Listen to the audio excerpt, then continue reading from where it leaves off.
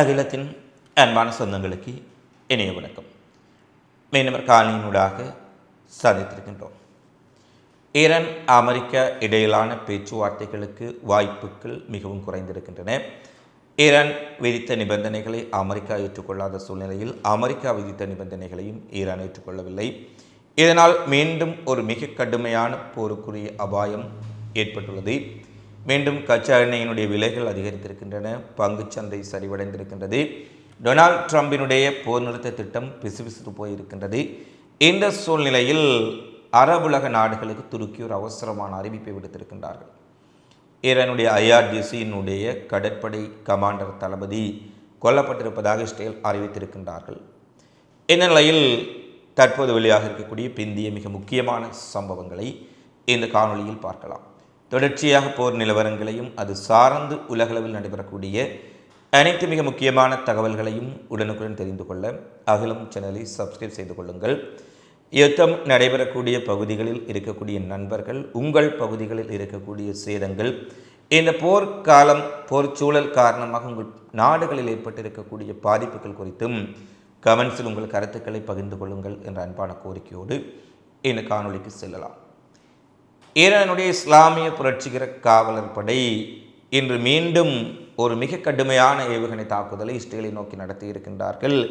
நேற்று ஒரு 12 மணி நேரம் தொடர்ச்சியாக அவர்கள் ஒரு இடைவேளை விட்டதன் பின்னர் இன்று தொடர்ச்சியாக 1 மணி நேரத்திற்கு ஒரு ட்ரோனோ ஏவுகணைகளோ இஸ்ரேலை நோக்கி அனுப்பப்பட்டு கொண்டே இருக்கின்றது. மிக கடுமையான ஒரு ஏவுகணை தாக்குதல் சற்று முன்னர் இடம்பெற்றிருக்கின்றது. IRGCயினுடைய ட்ரூ பிராமிஸ் போரின் 82ஆம் கட்ட தாக்குதலில் கைபர் ஷெகான் ஏவுகணைகள் மற்றும் ஷொல்பகார் எர்மாட் போன்ற அதிநவீன துல்லிய கைடட் மிசைல்ஸ் பயன்படுத்தப்பட்டதாக செய்திகள் வெளியாக இருக்கின்றன. காலையிலிருந்தே 2 ட்ரோன்கள், ஒரு சில ஏவுகணைகளை அவர்கள் ஏவியவர்கள் இரவு தாக்குதலில் அதிநவீனமான சக்தி வாய்ந்த ஏவுகணைகளை பயன்படுத்தி இருக்கின்றார்கள்.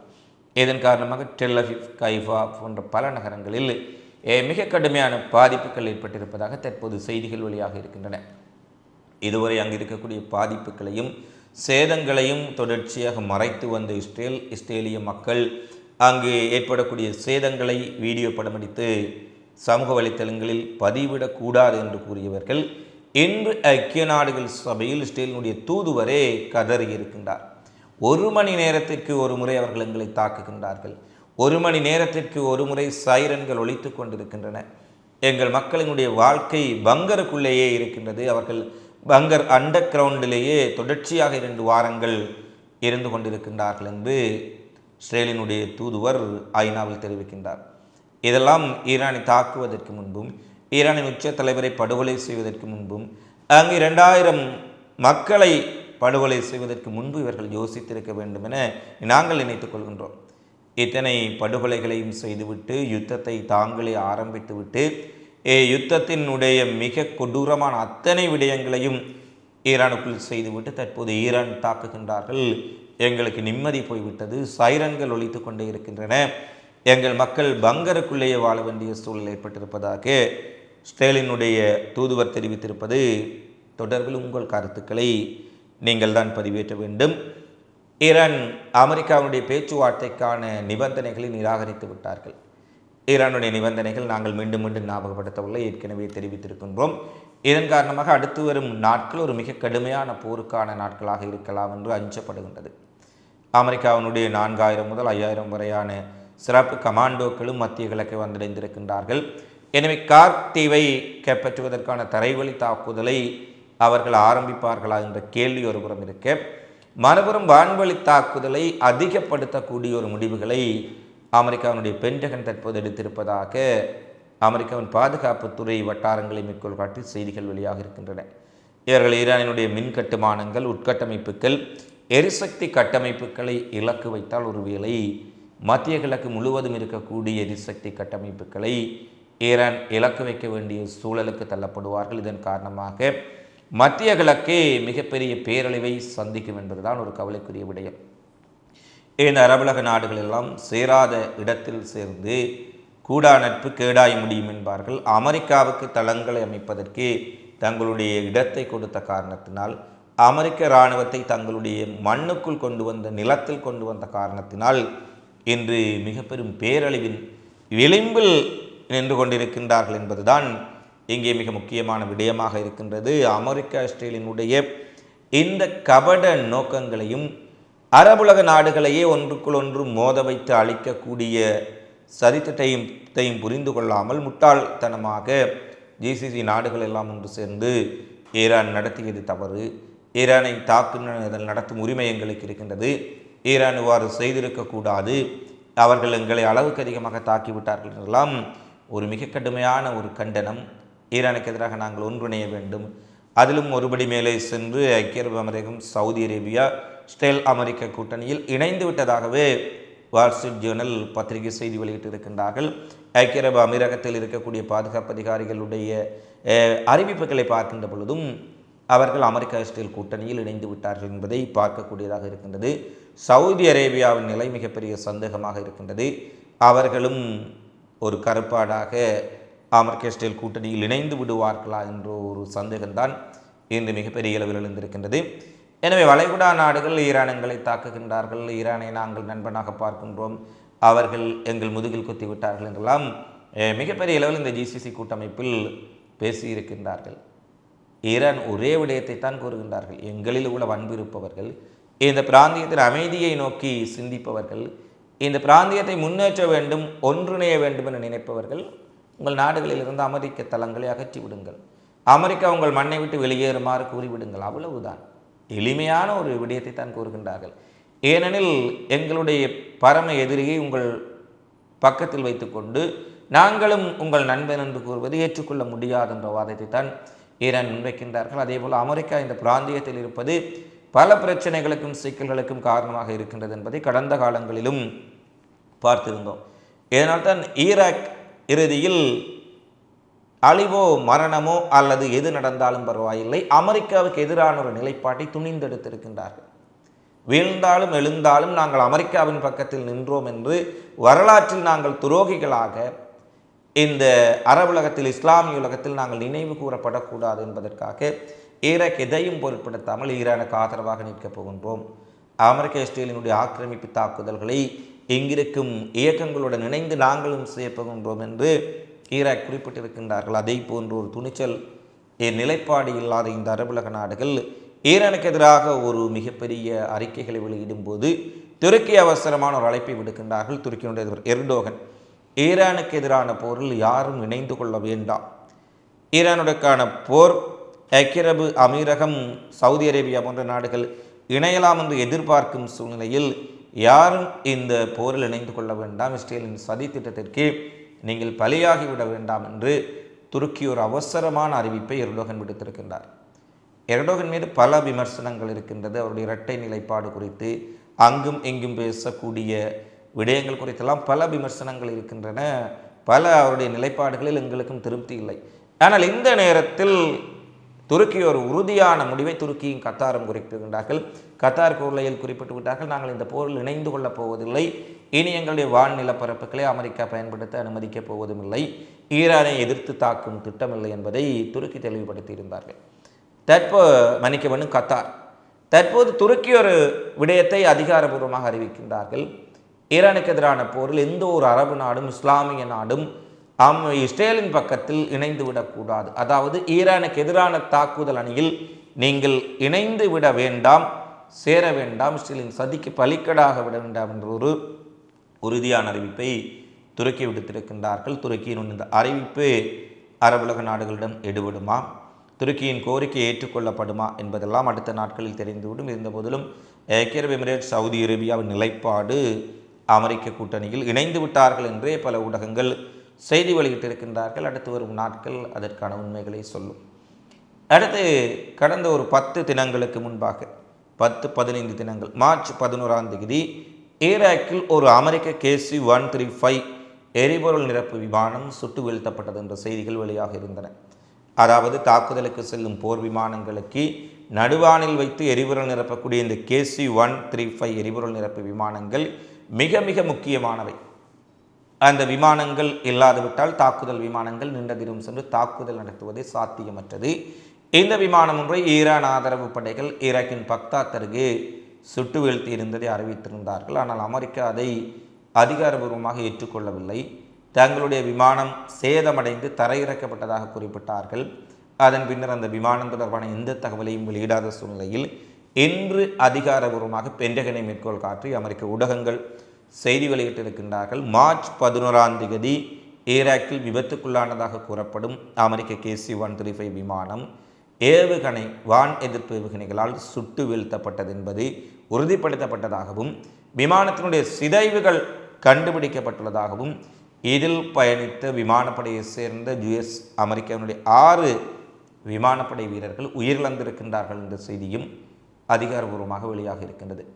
எனவே ஈரான் ஆதரவு படைகள் தாக்குவதையெல்லாம் ஒரு விபத்து என்று சித்தரிப்பதனூடாக தங்களுடைய விமானங்களையும் கப்பல்களையும் தாக்க முடியாது என்ற பிம்பத்தை உலகிற்கு காட்டுகின்றார்கள்.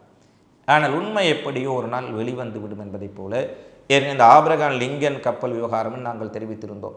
அதில் தீ விபத்து ஏற்பட்டு விட்டது, அதில் திருத்த வேலைகள் இருக்கின்றது, பராமரிப்பு வேலைகள் இருக்கின்றது. அதனால் தான் அதை நாங்கள் வேறு பகுதிக்கு நகர்த்தி இருக்கின்றோம். மீண்டும் பராமரிப்பு பணிகள் முடிந்த பின்னர் அவை சேவைக்கு வரும் என்று அமெரிக்கா கூறினார்கள். ஆனால் இந்த அமெரிக்க அதிபர் ட்ரம்பே உண்மையை உளறிவிட்டார். எங்களுடைய ஒரு மிக முக்கியமான சொத்தை குறிவைத்து 100கணக்கான ஏவுகணைகளை ஈரானியர்கள் ஏவி இருந்தார்கள். அப்படி என்றால் ஈரான் தாக்குதலில் தான் அந்த கப்பல் சேதமடைந்து திருத்த பணிகளுக்காக இடம் மாற்றப்படுகின்றது என்ற விடயம் உறுதிப்படுத்தப்பட்டது. அது தொடர்பான விடயங்களை பார்க்கக்கூடிய நண்பர்கள் இதற்கு முன்னே எங்களுடைய அகலம் காணொளியில் அந்த விடயத்தை பார்வையிட முடியும் என்பதையும் தெரிவித்துக் கொள்கின்றோம். அடுத்து இஸ்ரேலிய தாக்குதலில் IRGCயினுடைய கடற்படை தளபதி கொல்லப்பட்டிருப்பதாக அமெரிக்காவும் இஸ்ரேலும் அறிவித்திருக்கின்றார்கள். ஈரானிய இராணுவத்தின் மூத்த அதிகாரி ஒருவர் உயிரிழந்ததை அமெரிக்கா உறுதி செய்துள்ள சூழ்நிலையில் அவர் இஸ்லாமிய புரட்சிகர பாதுகாப்பு படையின் கடற்படை தளபதியான அட்மிரல் அலி ரேஷா டங் ஷ்ரி அவர்களே கொல்லப்பட்டிருக்கின்றார் என்ற செய்தி வழியாக இருக்கின்றது. மிக வலிமையான ஈரானிய கடற்படையினுடைய மிக முக்கியமான தளபதி. இவருடைய இழப்பு ஈரானுக்கு பேரிழப்பு என்பதில் எந்த மாற்று கருத்தும் இல்லை. அமெரிக்கா இஸ்ரேல் கூறியதைப் போல அவர் உண்மையிலேயே கொல்லப்பட்டிருப்பதற்கு வாய்ப்புகள் அதிகம் என்றுதான் சுயாதீன ஊடகங்களும் சொல்கின்றன. அவர் படுகொலை செய்யப்பட்டிருந்தால் இது ஈரானுக்கு பேரிழப்பு. ஆனால் ஈரான் எத்தனை தளபதிகள் கொல்லப்பட்டாலும் கூட அடுத்த நபர்கள் வந்து கொண்டே இருக்கின்றார்கள். தாக்குதல் குறைக்கப்படவில்லை. இருந்தபோதிலும் இவ்வாறான மிக முக்கியமான தளபதிகள் கொல்லப்படுவது என்பது போர்க்களத்தில் ஈரானுக்கு ஒரு இழப்பு என்பதில் இந்த மாற்று கருத்தும் இல்லை. அடுத்து மத்திய கிழக்கில் இருக்கக்கூடிய அமெரிக்கர்களையும் அமெரிக்க நிலைகளையும் அளிப்பதற்கு ஈரானுக்கு ரஷ்யா பல்வேறுபட்ட உளவு தகவல்களை வழங்கி வருவதாக ஐரோப்பிய ஒன்றியம் பகிரங்கமான ஒரு குற்றச்சாட்டை முன்வைத்திருக்கின்றார்கள். ஐரோப்பிய ஒன்றியத்தின் உயர்மட்ட தூதர் ஒருவர் இன்று பிரிட்டனில் வெளியிட்ட தகவலில் மாஸ்கோ மிகப்பெரிய அளவில் ஈரானுக்கு அனைத்து உளவு தகவல்களையும் அமெரிக்க இராணுவ நிலைகள், இராணுவ தளங்கள், அமெரிக்க இராணுவத்துடன் தொடர்புடைய மத்திய கிழக்கினுடைய பல்வேறுபட்ட சொத்துக்களை கூட இவர்கள் ஈரானுக்கு துல்லியமாக வழங்குகின்றார்கள். இதன் காரணமாகவே ஈரான் துல்லிய தாக்குதலை மேற்கொண்டு வருகின்றார்கள். எனவே மாஸ்கோ ரஷ்யாவின் மீது அழுத்தத்தை கொடுக்க வேண்டும் என்ற ஒரு குற்றச்சாட்டையும் இவர்கள் முன்வைத்திருக்கின்றார்கள். தற்போது அமெரிக்கா இருக்கும் நிலையில் ரஷ்யா மீது அழுத்தம் கொடுப்பதற்கோ அல்லது ரஷ்யாவை எதிர்த்து நிற்பதற்கோ நிச்சயமாக அவர்கள் முன்வர மாட்டார்கள். ஏனெனில் ஈரான் விடயத்திலேயும் விழி பிதுங்கி நிற்கின்றார்கள். ஈரானை இவர்களால் எதிர்கொள்ள முடியாமல் தடுமாறி போயிருக்கின்றார்கள். மிகப்பெரிய அளவில் அமெரிக்காவுக்குள்ளும் சர்வதேசத்திலும் அமெரிக்காவுக்கு மிகப்பெரிய ஒரு விமர்சனங்கள் முன்வைக்கப்பட்டிருக்கின்றன. ஒரு முட்டாள்தனமான முடிவை ட்ரம்பும் அமெரிக்காவும் எடுத்து உலகை பேரழிவுக்குட்படுத்துகின்றார்கள் என்று அவர்களுடைய நட்பு நாடுகளை பேச ஆரம்பித்திருக்கின்றார்கள். இந்த நிலையில் ஐரோப்பிய ஒன்றியம் ரஷ்யா இதை செய்கின்றார்கள், அதை செய்கின்றார்கள், அவர்களை நீங்கள் அழுத்தம் கொடுக்கல் என்றால் அது அமெரிக்காவால் தற்போது முடியாத விடயம் என்பதை அவர்கள் உணர்ந்து கொள்ளவில்லை என்பதை நாங்கள் தெளிவாக பார்க்கின்றோம். அடுத்து ஈரான் மீதான போர் மீண்டும் வலுப்பெறலாம் என்று எண்ணங்கள் எழுந்தபடியால் ட்ரம்பினுடைய 5 நாள் போர் நிறுத்த அறிவிப்பின் பின்னர் குறைவடைந்த கச்சா எண்ணெயின் விலை, உயர்வடைந்த பங்குச்சந்தைகளின் நிலை இன்று மாலை தலைகீழாக மாறியிருக்கின்றது. கச்சா எண்ணெயின் விலைகள் வேகமாக அதிகரிக்க தொடங்கிவிட்டன. பங்கு சந்தைகள் முற்றாக வீழ்ச்சியடைந்திருக்கின்றன. அது ஆசிய, ஐரோப்பிய, அமெரிக்க, அத்தனை இந்திய பங்கு சந்தைகளும் மிகப்பெரிய வீழ்ச்சியை காட்டியிருக்கின்றது. எனவே அடுத்து வரும் நாட்களில் போர் இன்னும் அதிகமானால் கச்சா எண்ணெயின் விலை மிகப்பெரிய அளவில் உயர்வடையும். பங்கு சந்தைகள் முற்றாக சரிவடைவதால் மிகப்பெரிய பொருளாதார நெருக்கடி ஏற்படும் என்பதுதான் பலருடைய கவலையாகவும் இருக்கின்றது. அடுத்து அமெரிக்கா ஈரானுடைய மத்தியஸ்தத்தில் ஈடுபடுவதை தொடர்ச்சியாக தாங்கள் முயற்சித்து கொண்டிருப்பதாக எகிப்து, துருக்கி, பாகிஸ்தான் 3 நாடுகள் கூட்டாக அறிவித்திருக்கின்றார்கள். அமெரிக்காவின் செய்திகளை ஈரானுக்கும், ஈரானுடைய செய்திகளை அமெரிக்காவுக்கும் நாங்கள் தொடர்ச்சியாக பரிமாறிக்கொண்டிருக்கின்றோம். சமாதான முயற்சிகளில் தேக்கம் ஏற்பட்டிருந்தாலும் ஒரு சமாதானமூடாக இந்த பிராந்தியத்தை அமைதிப்படுத்துவதற்கு நாங்கள் கடுமையாக முயற்சி செய்வதாக துருக்கி அதிபர் எர்டோகன், பாகிஸ்தானுடைய பிரதமர், அடுத்து முக்கியமாக எகிப்தினுடைய வெளியுறவுத்துறை அமைச்சர் அப்தல் லட்டி அவர்கள் கூறியிருக்கின்றார்கள். இவர்களுடைய முயற்சிகள் வெற்றி பெறுவதற்குரிய வாய்ப்புகள் இருக்கின்றதா என்று கேட்டால் மிக மிக குறைவு என்பதுதான் பலருடைய கருத்தாக இருக்கின்றது. அதை மீறி ஒருவேளை ஒப்பந்தம் ஒன்று வந்தால் அது மகிழ்ச்சிக்குரிய விடயமாகத்தான் இருக்கும்.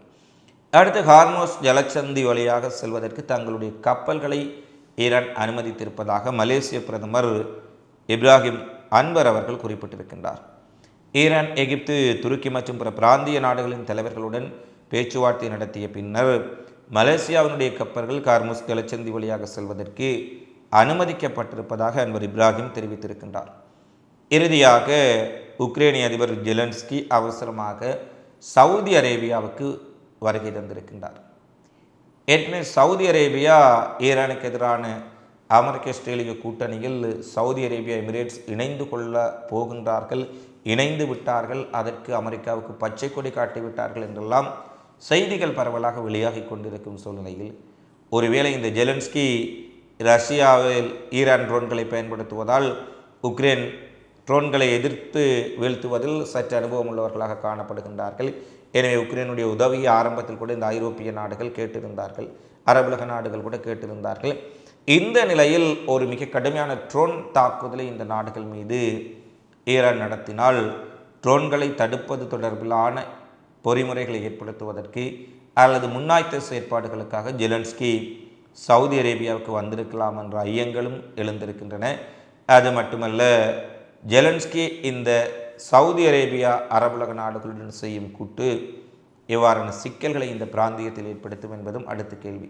ஏனெனில் உக்ரைன் அரபுலக நாடுகளுடன் இணைந்து கொள்வதை ரஷ்யா ஒருபோதும் விரும்பப் போவதில்லை. எனவே அவர்கள் ஈரானுக்கான தங்களுடைய ஆதரவை மேலும் அதிகரிக்கலாம். ஜெலன்ஸ்கி இந்த இக்கட்டான நேரத்தில், ஜெலன்ஸ்கி எப்போதுமே எல்லா இடத்திலும் பிரச்சனைகளை ஏற்படுத்தி எல்லா பக்கத்தையும் குழப்பக்கூடிய ஒரு நபர். அவர் அரபுலகத்துக்கு வந்திருக்கின்றார், சவுதி அரேபியாவுக்கு வந்திருக்கின்றார். சவுதி அரேபியாவின் நிலை என்னவாக போகின்றது என்பதுதான் அடுத்த கேள்வி. இந்த காலைப்பதிவு தொடர்பிலான உங்களுடைய மதிப்புமிக்க கருத்துக்களை தவறாமல் கமெண்ட்ஸில் பதிவிடுங்கள். தொடர்ச்சியாக இதுபோன்ற செய்திகளை அறிந்து கொள்ள அகிலத்தை சப்ஸ்கிரைப் செய்து கொள்ளுங்கள். இந்த காணொளி பதிவு தொடர்பிலான உங்களது மதிப்புமிக்க கருத்துக்களை தவறாமல் கமெண்ட்ஸில் பதிவிடுங்கள். மீண்டும் அடுத்த காணொளியில் சந்திப்போம். நன்றி, வணக்கம்.